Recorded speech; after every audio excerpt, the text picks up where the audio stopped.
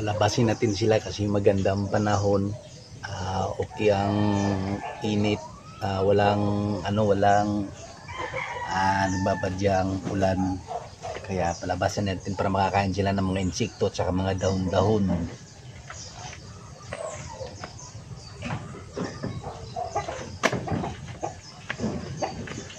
Nalabas.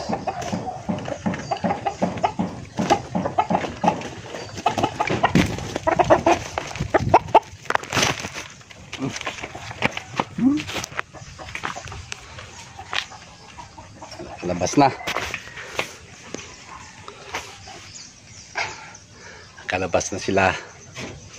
Ay, may nandito pa pala sa taas.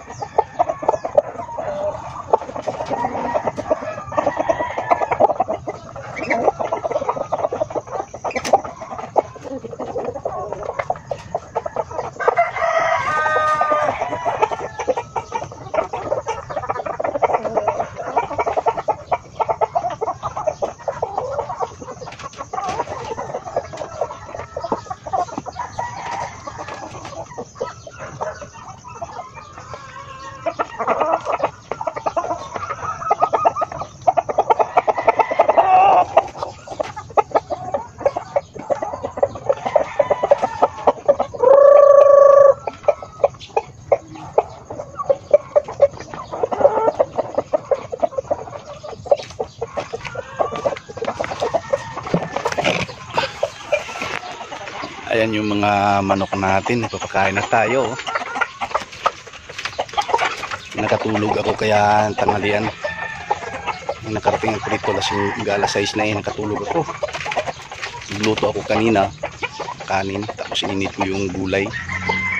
Pagkatapos nanood ako ng mga video, mga balita, nakatulog ako. Kaya tanghalian ng natin, pakain sa mga alaga. Alas 8 na pa daw.